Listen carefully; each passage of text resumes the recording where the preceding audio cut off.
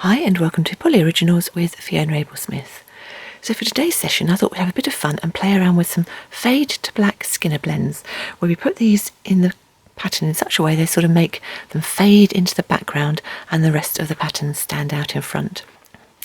The idea for this tutorial came as a result of me messing around with old bits of canes, leftover bits, where you've only got a small amount left and there's not enough to make a big sheet, but you want to sort of mix it up and do things with it. And the first one I mixed up was some of my leftover canes from the star cane, and I just mixed them in with a couple of fade to blacks and got this result. And this is the one that sparked the whole thing because I just loved the way that pattern sort of stood out. But I wanted to do a tutorial where you could either use your old leftover canes, or if you haven't got any leftover canes, I actually gave you a little design and built one up from scratch for those of you if you want to do one from scratch. So I started experimenting. First thing I did was just use pure fade to black canes. So this is just 4 Skinner blends where it goes from the colour through to the black, but it didn't quite have the same impact for me. So then I started messing around and sorting out what sort of proportion you wanted of the front colours compared to the fade to blacks, and also how deep they needed to be in the background. So for me the dark bit works here, but the other blend I've got just wasn't quite dark enough, so it didn't have the same impact, and the front colour was just, there was too much of the front pattern and not enough of the fade to black. So then I moved on to this one where I started to get the proportions right, but I wasn't very happy with the pattern. I just wanted to tweak the pattern a little bit. So that's why we have ended up with the tutorial that we're doing today, which is this one. So I will show you how to do the pattern that goes in the front, how to do the fade to black and add those in with the Skinner blends. But at the very end of the tutorial I also show you 3 other ways I've used it cutting up old canes. So that's the 2 main things from this technique. 1, cut up and move around old canes, and 2, add fade to black Skinner blends, which gives an extra amount of depth within the pattern that you're creating. So let's start by looking at the materials and the clay we're going to use for today's tutorial. Because the tutorial today is more of a technique based one, we don't need very much in the way of equipment. How you use the canes up in your finished pieces is completely up to you, but just to do the technique we're doing, you will need a polymer clay blade. I sometimes refer to this as a tissue blade, a craft knife, some form of tool just to pull the seams and the joins of the clay together. I use one of these cable needles, this one's a 4mm one. A little roller to use for polymer clay comes in very handy. To burnish down, I'm going to use this, which is a stainless steel soap, and again I'll put a link where to get these in the video description below. You will need a small piece of grease-proof baking wax tracing paper, something like that, something that's nice and something that's a thin sheet that you can see through is preferable, and we're just going to use this to burnish down on top of the clay. Then when we're reducing our canes, I like to use a measuring sheet so that I can see the size of each side of the cane, so I know I've got a nice equal cane.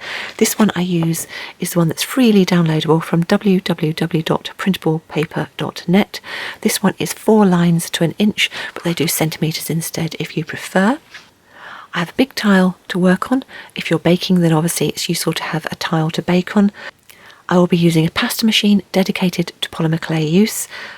If you do not have a pasta machine, then simply stack equal amounts of layers of playing cards on either side and roll the clay in between to get your nice even sheets. The pasta machine I'm using is setting 0 is thick and 9 is thin, so I'll mention the settings of the pasta machine that I'm using as we go through. And I'll also be using biodegradable wet wipes or wet cloths to clean my hands and equipment as we go, and some form of dry tissue just to wipe off any moisture if you've been using the wet wipes or the wet cloths. So let's move on to the clay we need. For the tutorial today I'm using Fimo Soft, but any of the well-known brands of polymer clay will work well for this technique. In order to create a little cane just for today's project, I've chosen mint, peppermint, emerald green, white, lilac and raspberry, and we've got 1/4 ounce or 7 grams of each of these. And I'm going to make a Skinner blend with those 3, a Skinner blend with those 3. I'm going to condition them all thoroughly in their separate colours and put them through on setting number 3 of my pasta machine. If you're unused to conditioning clay or not sure why we do it, I do have a video tutorial with a few hints and tips and techniques, and I'll put a link to that in the video description below. We are going to do 2 fade to black Skinner blends, and I'm going to do 1 in emerald green and 1 in peppermint.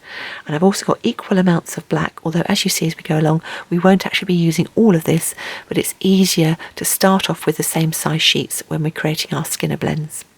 And for these, I've got ½ an ounce or 14 grams of each. And lastly, I've just got a piece of scrap clay, and this is scrap, there's nothing left pattern wise enough, but I will mix that up into a single colour, and that's going to be used underneath our slices of clay when we create our veneer. And there's probably about an ounce or about 28 grams of that clay. So I'll get the clay all conditioned, and I'll bring you back when we're ready to go with our first Skinner blend.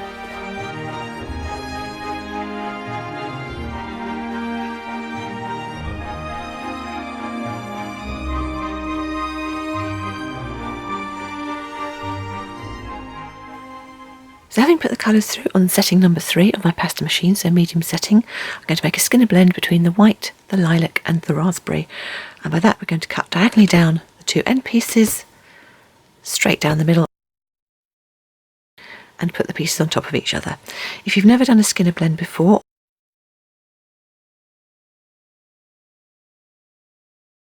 I have done a video giving a few hints, tips and techniques, and I'll put a link to that in the details below this one. So having put them together, if you want to, give them a little roll.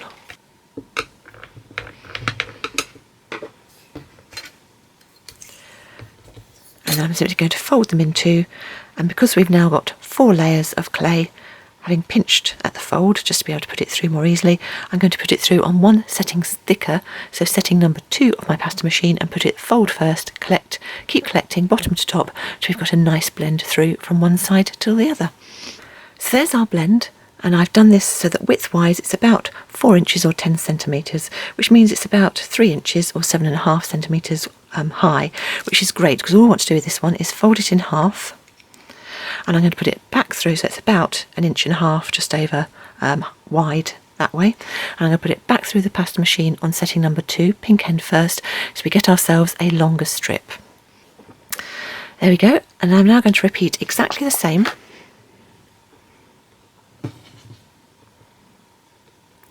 with the mint, the peppermint and the emerald green.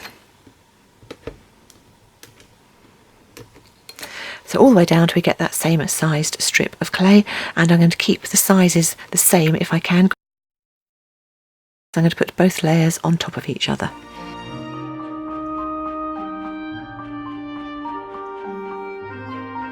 Having done both strips more or less the same, I'm going to neaten off one end, and I'm also going to patch slightly, so get as much as you can.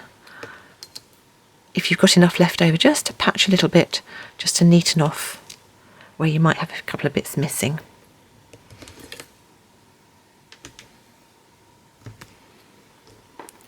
Again, neaten off this end. Don't worry too much about where it goes slightly crackled at the edges. That's not going to come out in the main design we're going to do, but to have them as neat as possible is a good idea. So you now need to work out what size you've got or what the midpoint is. So I'm 1 in from each of those, and I've got 1, 2, 3, 4, 5, 6, 7, 8. So 1, 2, 3, 4. My midpoint is there. And then the midpoint will be slightly in from the 2 inches or 5 centimetres, and slightly in on that side. Now it's completely up to you what you do at this point and how you put your designs together. As I said right at the beginning, the main point of this one is to show you, or to get you comfortable with cutting down through a cane. So we're not going to do anything very complicated in this, so that you don't have to worry too much about changing it up or making it different. What I'm going to do is I'm going to take one piece from here and put it over here, and vice versa. So let's take that piece and put him over there. What I'm actually going to do is I'm going to turn it round, so where I've got the light end here and the dark there, I've got the reverse there. And let's take this bit, but just going to do the same there, so turn him round there. And then I've got light here, so the light side's going there, light here, darker here, so that's going on top there, light side here, so that side can go over there, that's the dark, so flip him round. And that is all we're going to do for these at the moment, just have our 2 little blocks of lines of clay. So put those to one side, because now we're going to do our fade to black blends. So I've put all the clays through again on setting number 3 of the pasta machine, and I've made them as roughly as I can, matching oblongs. It doesn't matter what size, just if you can get them roughly matching. And we'll do the blue one to start with, but having done the blue one, we're going to do exactly the same with the emerald green as well. And when I say blue, obviously it's peppermint, sort of this turquoisey colour. Now normally when I do skinner blends, we cut diagonally through, but the black is such a strong colour, I want to create a small amount of black moving into more black. So to do that, we're going to create a curve. So I'm going to start about here and do a very gentle curve up until we get up to the full black. So that's why I was saying you don't use all the black, but you need to have a big sheet in order to cut that amount off. You can then put that over the blue, and you want to leave quite a bit here where you're going to have pure blue left. I'm just going to chop that piece off there as well, just to make it a really nice thin point.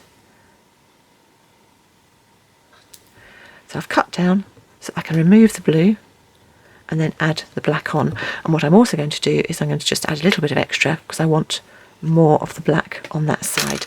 So we're left up with probably about half the sheet left. Give that a little bit of a roll just where I've added the clay there. As normal, you can patch bits in if you need to. And then, as we always do with the skinner blend, I'm just going to fold it in half so those pieces stick together. And I'm going to put it through on setting number 2 as we've done before until we end up, always fold first, always collecting bottom to top, until we end up with a nice blend from completely black all the way through to the nice blue. And we will do exactly the same with the green.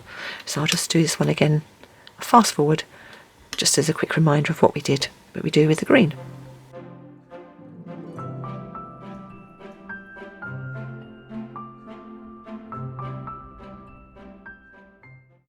So there we have our 2 blends, and all I'm going to do is I'm going to fold them in half, put them back through the pasta machine on the same setting we're on, so setting number 2, dark end first, and then this time I'm going to put them through on my thinnest usable setting, so on my machine that's setting number 9, again dark end first, get a really long thin strip, and I'll do them one at a time. So we'll start with the green. You can either go through your settings one at a time till you get down to the lowest or thinnest usable setting, or you can go straight down to it, whichever your machine lets you do. And all I'm going to do is I'm going to concertina this backwards and forwards about 1/2 inch, 1 1/4 centimetres wide. And having done it with the green one all the way through to the end, I will neaten it off into an oblong shape, and then I will do exactly the same with the blue one.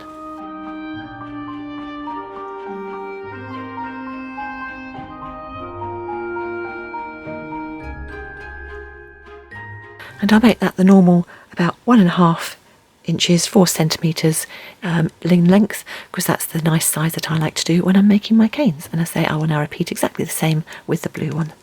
You will probably find, like me, that one of yours is larger than the other, and that's simply because you'll have added slightly more black clay on one side than the other one. That's absolutely fine, as long as they're the right length.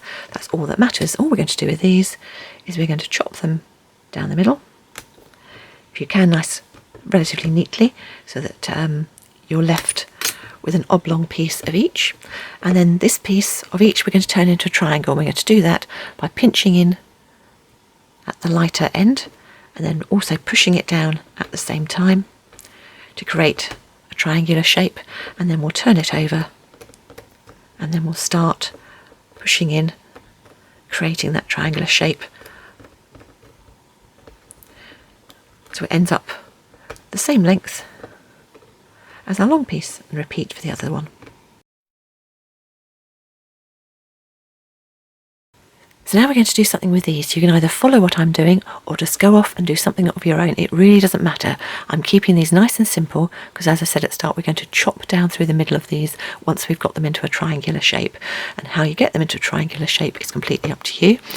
I have just rolled into roughly the same height as our pieces there, the leftover pieces of the blue, the emerald green and our leftover black. Again, you can add them in, you don't have to, but let's say let's take a little piece on this one here, let's take a piece of black on that end there, and let's just push it. So what I'm doing is I'm pushing it, sort of making it an S shape in between those 2 rolls, and then I'm going to force it into a triangular shape. So I'll force it by pinching on the end exactly the same as we did with these. So I've pinched on the end and then pressing down, because as you press down, of course, you flatten the bottom. And now we know that that's going to be a corner and that bit's going to be a corner. What I am going to do, however, is keep them the same length as these. So that's that one done. And this one, actually with this one, let's chop this one in half. Actually, let's chop it in halves across the diagonal.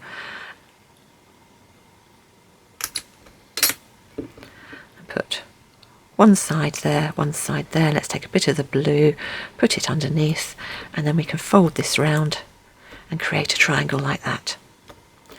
As you can tell, I'm literally making this up as I go along, and that's what I'm quite happy for you to do as well. Don't overthink it, just make yourself two triangular shapes that are the same top to bottom and the same length as we've got these pieces. And having got our pieces, so I'm not going to use that one at all, so that can go on the side, you're now going to chop down through your two triangular pieces. So this one, let's chop down, try not to go equal distance, so you've got right down there. We want slightly odd shapes, so let's go down here. And when you're chopping, have a look as you're going. If you want to, if it makes it easier for you, you can always add yourself a little guideline down the side, so you can keep an eye on your chopping if you've got completely blank sides. And just keep seesawing your head backwards and forwards so you can watch what you're doing. If you've got something where you've got a line to follow, so we could follow that line there, and let's do that, and let's do halfway across the black. So you can then sort of do it that way instead if you would rather. And say pull it in such a way that you can see what you're doing, both sides. So now we have 4 odd shapes and 4 of our fade to blacks. So I'm going to start by taking a roughly triangular piece. So let's take that one, and let's do, I'm going to do it so that I've got more of my colours which are open, so not so much of a single colour, but stripes of colours towards one of these sides of the triangle I'm going to do. So let's put him in there. Let's do a little triangular one in here. Actually, let's pop him up there. Then let's add a triangular one there. Then let's add this big piece in up here to go up towards the back. Because what I'm thinking is I'm doing a roughly triangular shape here. So we can then put, he's a bit long, let's push him down. So let's put him into there, this one along there, and then that one into there. Now that is very roughly, as you can see, incredibly roughly, sort of triangular shape. But that's the great thing about this, because we can just force it in. So what I'm doing is I'm having this bit as the top bit, and I'm just pressing down and forcing that into a triangular shape. And I'm working on the basis as well that yours is not going to turn out exactly the same as mine, because we've gone so random on this, but you can see now I've got this slight triangular shape. And that's fine, because that's the whole point of me doing this, is to showing you can chop down through canes, you can add bits in, you can change them around, but as long as you've got the same proportion of the fade to black Skinner blends, then your pattern will look like it's in the foreground and the fade to black will look like it's in the background. So what I'm doing now is I'm just reducing the cane. I'm reducing this by pressing it in whilst pulling it longer. And I will keep on doing this till I've got it down to the size that I'm aiming for, which is about 1 inch or 2.5 centimetres across each of these faces, because I'm looking for an equilateral triangle where each face is the same size. And by constantly turning it around and pressing in, you generally automatically end up with that sort of triangle. So I will carry on doing this. I'll fast forward for a little bit and get it down to the size I want, and then we get to chop through and see what the pattern is.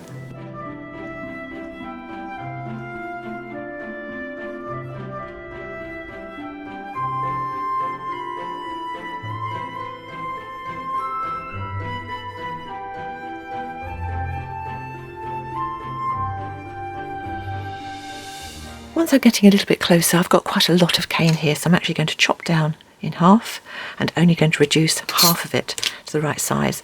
But it's where we get to see for the first time the sort of pattern that we're going to get when we put all our pieces together. Now again, it doesn't look like much at this stage, but when you start to put all the patterns together, that's when you'll start to see the fade to black coming out. So say I will get one piece, and with one piece concentrate on getting this the size that I want, all the way down to it's nice and even 1 inch across every side. Once you have your piece finished and it's nice and neat and the same size across each side,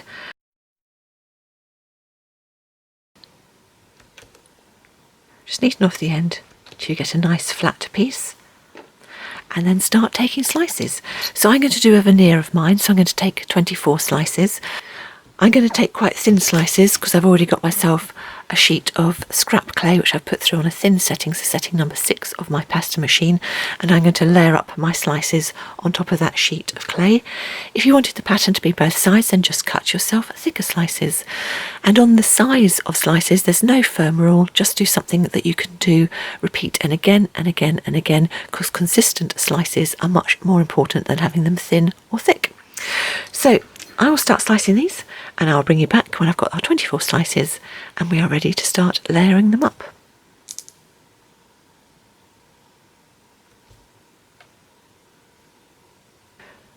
So there are my slices all done. So what I'm going to do is I'm going to start by taking 3 and just start putting them together. So I put 3 together to start with. I find it easier to do it to my hands because I've been doing it for a while like that. If you'd rather, you can do it flat on the sheet and build up a few at a time. Having got 3, I will then use the blunt side of my blade to keep my hands away from the sharp piece. Just neaten up or straighten up that edge, and then place that right on the centre of my backing sheet. Take another 3 and repeat on the other side, and I will start by checking which way up that piece goes. So he's going to fit in there, so I now know that that piece goes there, and I can fit them around this way.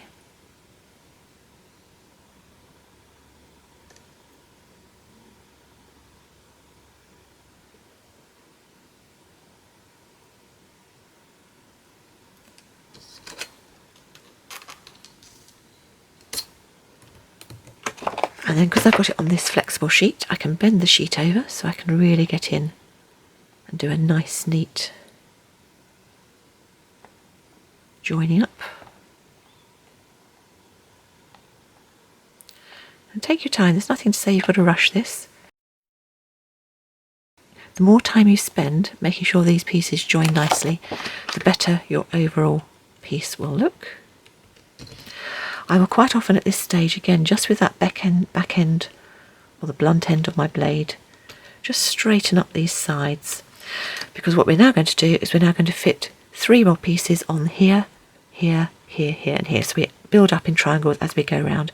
But the first thing to do, as before, is to put our piece down to find how it fits. So I know that piece goes that way. So now that piece is going to go that side. This piece will go this side.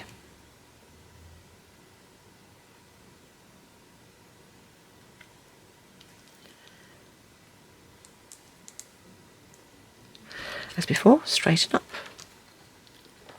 Straighten up that back edge so that I know when I put this one on, it'll fit nicely on there.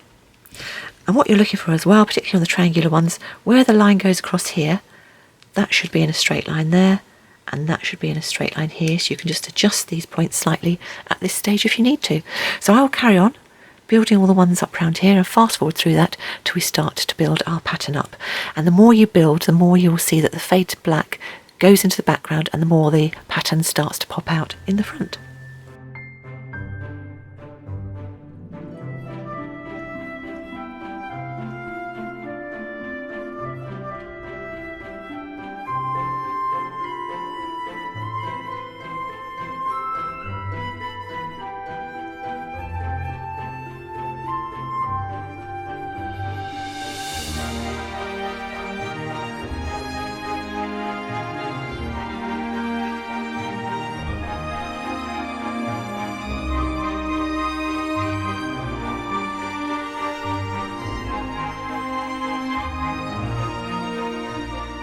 Once you've got all your pieces added, you can start very gently rolling with just the bit of your needle here, or whatever blending tool you're using.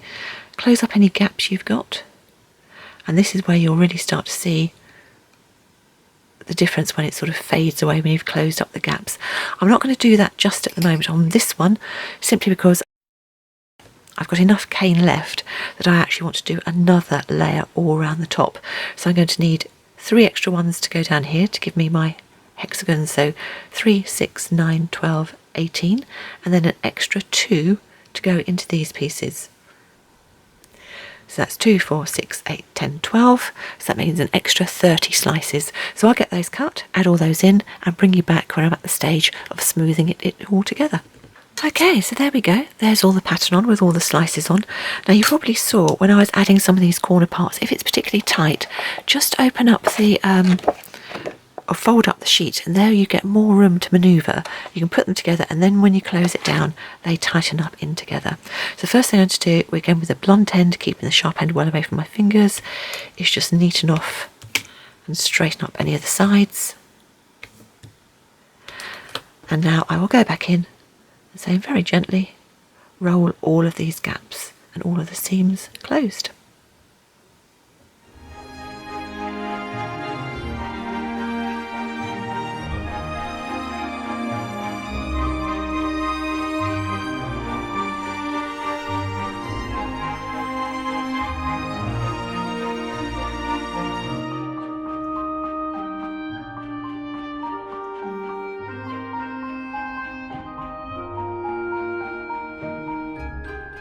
So once you've spent a bit of time going over making sure all of the seams have become joined up, then get your wax tracing or baking sheet of paper, put it over the top, and either with one of these stainless steel soaps or with the flat side of your roller, just go over little round circular motions, trying to get it as nice and smooth as you can on the underneath, because where you'll have joined all the seams, you'll get little rises and falls as you've dug into the clay.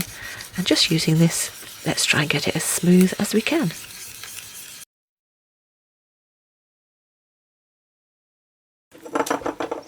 Once you've got it relatively smooth, then just give it a roll as well.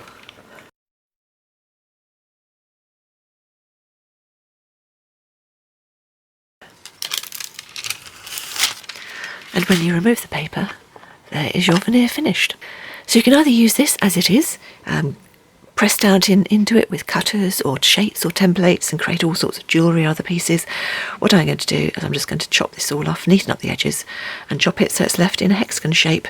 And what I'm planning to do next year is to do a tutorial on doing a little bowl using all these hexagon shapes that I've been making. So I will just leave this one as one to do when I get round to doing that in a few weeks' time.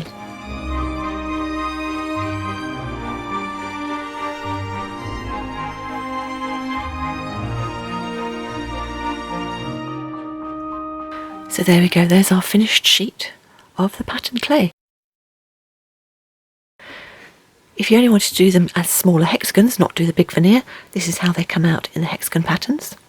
And of course, if you've got enough cane left, and for all of that I only used just over half of the cane, so you've got half of the cane left, you can of course always change this into a square cane, and to do that you'd want to make one side into a right angle. So decide which side it's going to be. So for me, let's go with that side, since we're just pointing at it. So all I'm going to do is I'm going to force the back of the cane upwards, because I'm trying to make this more upright. So that needs to go upright.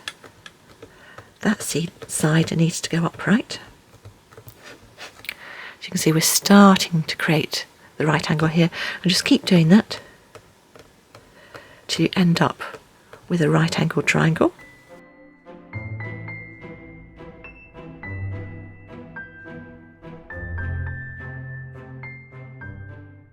And when you're more or less there, chop that in two.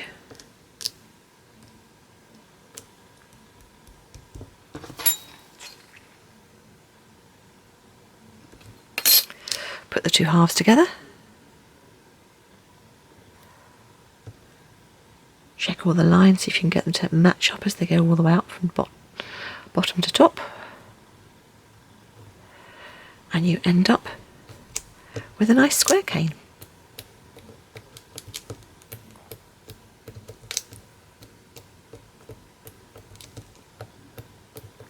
So what I'll do is I'll reduce that a bit smaller so I can take enough slices for you, put all the slices on another sheet of the background veneer and show you what pattern it makes with the square cane.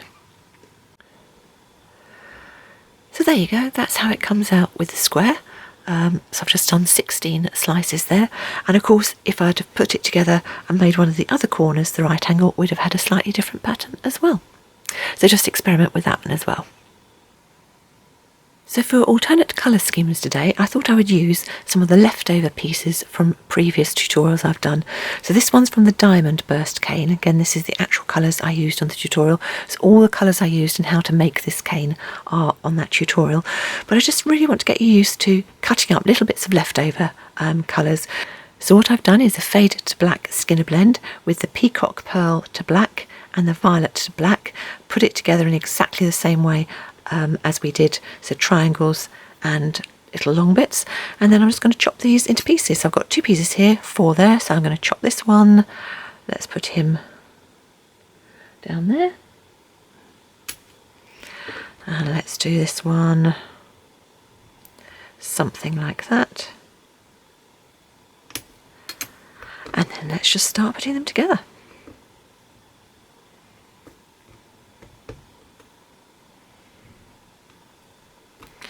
It can be, again, completely random. I'm just thinking about that triangular shape that I want to make.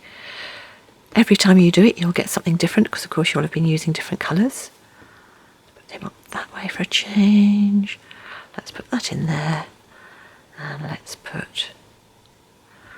that one round that way. So then again, you can see I've got a very rough triangular shape, and I will reduce this down till I get that triangular cane, take several slices and show you the pattern we get from that one. That's how our first one came out. I'm quite happy with that. I think it's got a nice proportion of the fade to black with the bright pattern coming up in between. Now I was pretty certain I was going to like how that one came out, so that's why I did that one first. For the next 2 samples I'm going to show you, I'm not quite so sure how they're going to come out. And there's a couple of things we can do just to change them up a little bit if we're not happy with the outcome. So again, this will be some things for you to do and to try with yours if when you first cut through you're not happy either. This one, a couple of leftover pieces here from the Dots and Swirls tutorial, and again I've done the fade to black blends, this one with Calypso blue and this one with the cherry red, and on this one we will chop down here. I'm using that because I can see where the slices are, and this one, or let's go something like that.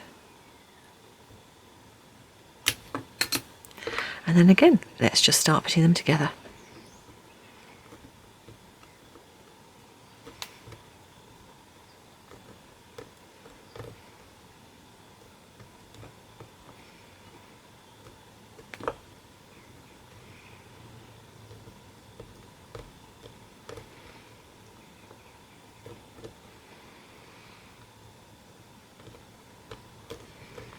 And again, I've just put them together very roughly to create that triangular shape, and I will reduce those down and we'll see what pattern we get there.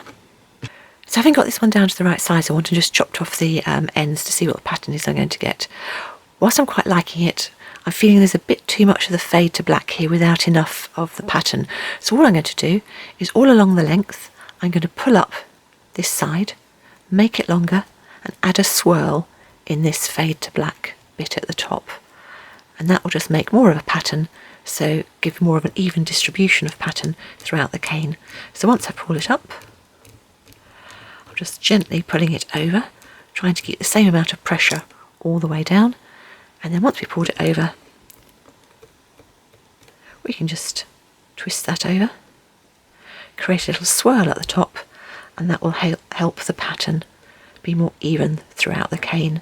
So don't worry about sort of changing things or altering things as you go along, as you cut down through, and see what you've got. So we'll just put that over, and then I'll carry on reducing that down, and then I'll take slices as beforehand and show you what the pattern is that we get. So having added in that curl, this is how it came out. And now I'm quite happy. I think it's got a nice sort of mix of the foreground and the background. This one is the double dash cane from that tutorial, and again a piece made with all the colours exactly as it was made in the tutorial. So I've just done a blend, the lilac to black, and then with the brilliant blue through to black. So I've got 4 pieces of those, so I need 4 pieces here. So again, I'm just going to chop down and create myself some different shapes.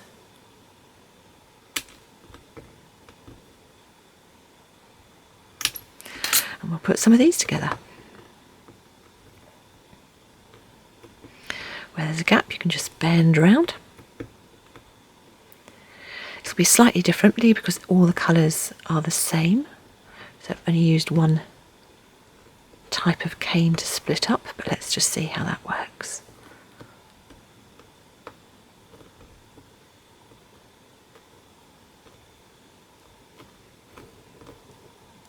And again, very rough triangular shape. Again, I'll reduce this one down so we can see what pattern we get. If when you reduce one down and you put it together, you find that actually the component parts aren't going together very much and you're not altogether happy with the pattern, then what you can do is chop it in half, which is what I've done with this one, force it back down into a triangular shape. So I'm just going to force that one down there.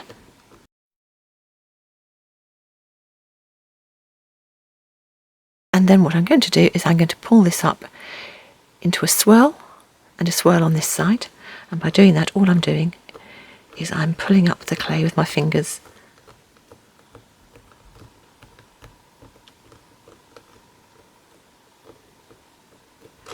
take it up into something like that, and then you can just curl it over.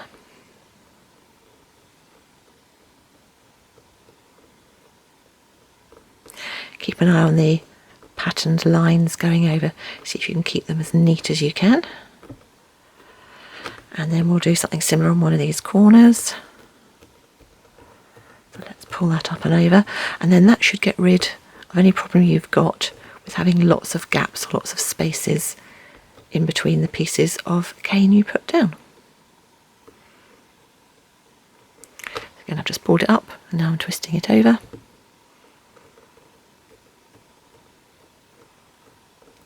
And of course, if you had extra bits of spare cane, you could just add another bit of pattern in from another piece of spare cane and see how that went. So I'll now reduce that down in that triangular shape and see what we get.